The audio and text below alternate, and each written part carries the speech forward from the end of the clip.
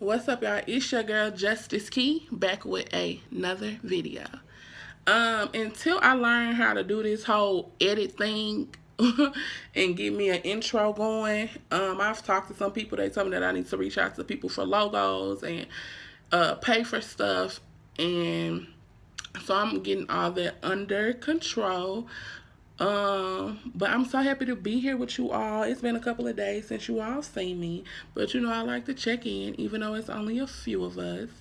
And yeah, I'm so excited for this channel. I'm so excited for it because I couldn't even sleep Monday night. Let me tell y'all, I couldn't even sleep Monday night because I had my journal next to me. I probably sleep with a journal next to me most nights because when I am trying to sleep and I got all these ideas running through my head, I write my stuff down so I don't forget it the next morning. And it be good stuff. If it's really good, I get up and write it down. But yeah, so I pretty much write all my stuff down. And Monday I could not sleep because with I was coming up with video content that I wanted to bring to this channel, and the video content that I came up with is something like I haven't seen before, and nothing new is under the sun. So maybe somebody is out there doing it, but I want to do it for women and brown girls of color. So I hope that you all, or not just brown girls of color, I want to do it for everybody. But I am working on this project and I am super excited about it. And I'm going to be interviewing ladies for this project. And the women that I have lined up to interview, um, they are some dope, amazing ladies. I'm the type of person where I know people from all type of walks of life. I'm 28, so I've been on the worst end of the spectrum and I've seen good things in life, and that's why I'm so grateful for my journey, and that's why I can't wait to do story times and let you all in more about things that I do in my community. So the women that I have lined up for this project coming up are phenomenal, and I'm very excited about it, and I cannot wait to get things going, and I cannot wait for you all to see this project. And I'm like, and a good thing about my channel is when you come across my channel, maybe God needed something or had something that he had me say and you needed to hear, because this channel is public, but I do not promote this channel on any of my social media pages yet. I wanted to wait until I did that after I get my project together. So I do not promote this page on any of my social media pages. So if you come across my content, I really hope that you listen in and get all you can all you get. So today is going to be a story time. I love it. Today is going to be a story time about how I became Justice Key. And probably later on, when I get more subscribers and I learn how to edit the proper way, I'm going to do the story time again. Because then I will learn how to add pictures and different things like that. But being that um, I don't have pictures that you all can look at, that's like not popping up on the screen. I do have my other phone here, so I'm going to, in between story time, I am going to be pulling up pictures showing you all a little bit of what I get to do in my life and what I love to do. And I have to find the right pictures. So let's get straight into the story time about how I became Justice Key. First of all, me being the girl that I was growing up, um, I did not even think that I would have did everything or have got to experience everything that I've got to experience in his life, and I'm so grateful for it. So everything is so special and grand to me, and it's so and I hold it so near and dear to me. Every project I work on, every girl that I work with, everybody that I get to work with, I hold it very near and dear to my heart. It's something that I take very serious when I speak and I do my poetry, because I love to empower and I love to inspire. So, like I told you all in the beginning of the video, I was 28. I'm 28 years old. I started writing poetry when I was probably 11. And um, before I started writing poetry, I was in a hospital for a skull surgery because I was in a bike accident. And you all to get a story time on it too. But anyway, I was in a surgery, and I wound up being in a coma for a couple of months. And when I woke up from my coma, I pretty much had to learn everything all over again. And the doctors made it clear that memory would be a problem for me. So fast forward, I'm about 11 years old, 12, and my aunt, she is raining, and she asked me to go to the trunk and get something out of her car. So I slipped on my shoes and I walk outside and I began looking for whatever she told me to get out of her car, out of her trunk. While I'm looking for whatever she sent for me the trunk to get, I run across two folders. I run across a blue folder and I run across a purple folder. So, don't be in y'all mama stuff. Don't be in y'all mama business. Because I probably could have gotten in trouble if my auntie knew that I was going through somebody's stuff in her trunk, or if she felt like I was going through her stuff, I could have gotten in trouble. But I started reading this stuff, not ever hearing the poetry, not ever knowing what it is. I started hearing this stuff, and I'm gonna start reading this stuff. And in between my story, I called me and my sister, my mentor, me and her call these things defining moments. You know how it's just the little things that connect the big things? So we like to call those things defining moments. And this was a defining moment for me.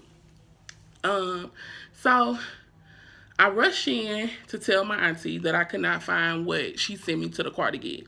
But I was excited because I had something to read. And I was going to read all of this. I didn't even know what it was called. I just wanted to read it. And the man's stuff that I had, he was a man in jail at the time. And he had the most beautifulest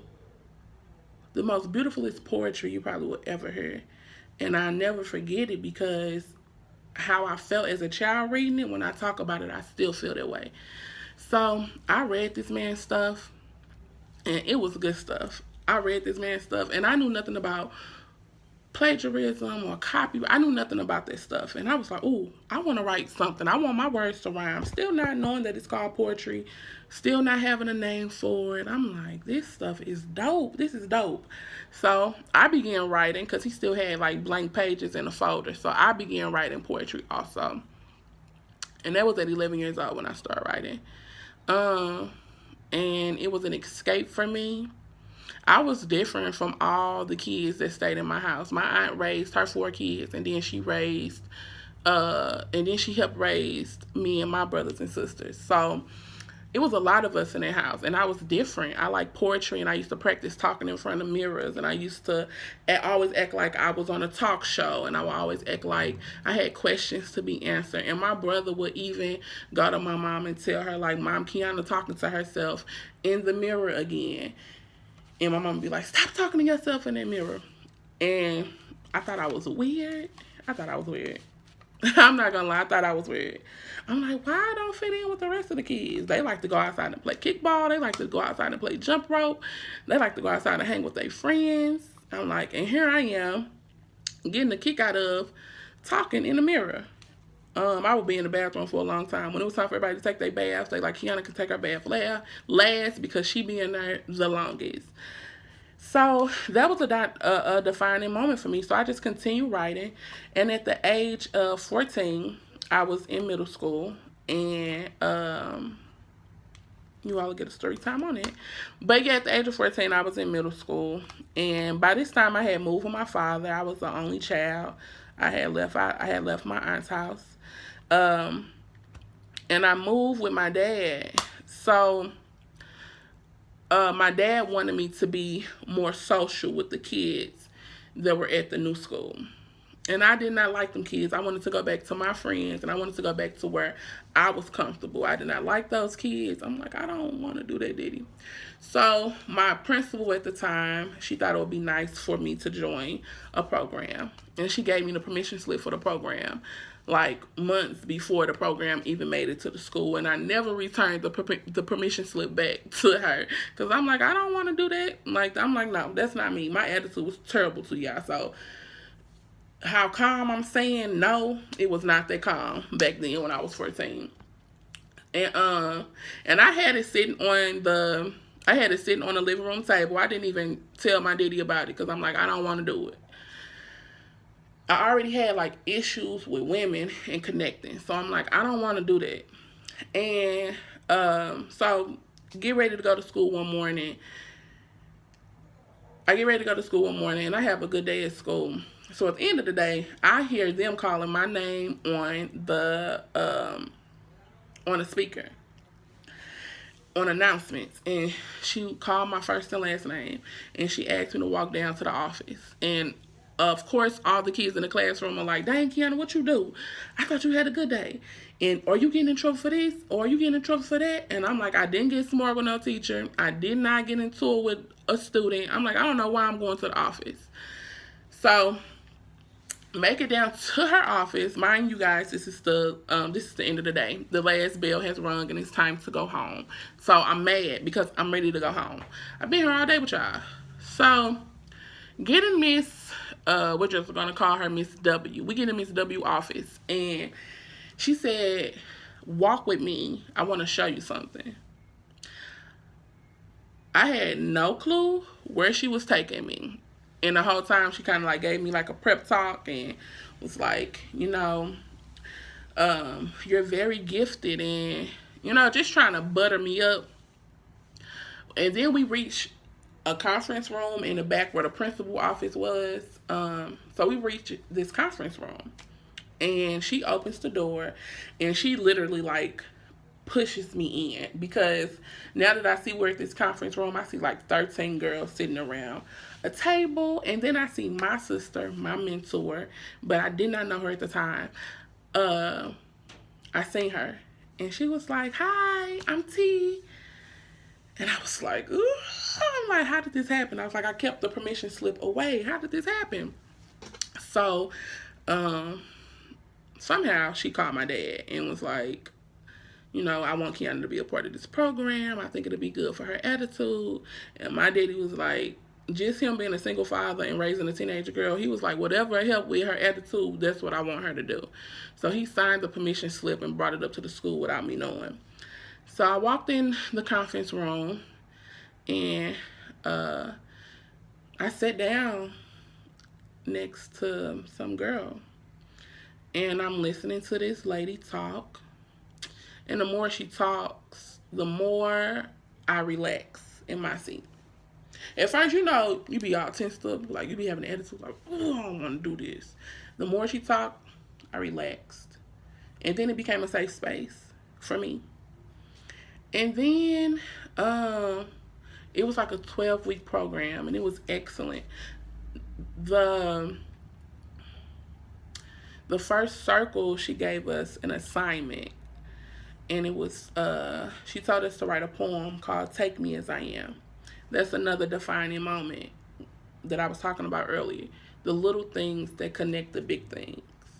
She asked us to write a poetry piece called "Take Me As I Am." And I was so excited about my poetry piece because I knew I had some good stuff. I just knew I did. Not knowing how good it was. I'm like, this good. And every time I write a new poetry piece, I'll wake my daddy up in the middle of the night. And I'll be like, "Daddy, listen to this." Me, because I'm his daughter, I'm his only child. So he was just like, "Oh, whatever, Kiana, let me hear it." Barely listening, but he listened. He got up and listened. So when it came time for us to turn that assignment in, when it came time for us to say our "Take Me As I Am" pieces out loud, my mentor, my sister, who I did not know at the time, she was like, "That is really good. That is really, really good." And I'm like, really? And not knowing that she's a poet, she's an author, She's a therapist. Um, so for that validation to be coming from her meant a lot for me. And then she said, I never forget. She was like, that's really good. And I'm like, thank you. And after the 12 weeks of the program, uh, me and her just got really, really, really close. And she stayed connected with me from the start to today. And it's such a beautiful story, and I cannot wait to have her on to tell our mentor and mentee story, because she's been my mentor since I was a 14-year-old little girl, and it's a beautiful story. But yeah, so she asked me if I was scared to speak in front of people. I thought I never done it before. So long story short, she talks to my dad and she gets permission for me to go to this school with her. Now, mind you all, I'm 14, getting ready to go into getting ready to go into a school talking to girls who are older than I am. Because she asked me if I could do my Take Me As I Am piece. And so we get to the high school, and I'm standing on stage and I'm doing the Take Me As I Am piece. It's probably one of my most favorite pieces that I've ever wrote. So I'm on stage and I'm doing the Take Me As I Am piece. And all I remember is not feeling nervous. That was another defining moment for me. And it's like God was just working and connecting the dots. Even when we don't feel it, he's working and connecting the dots.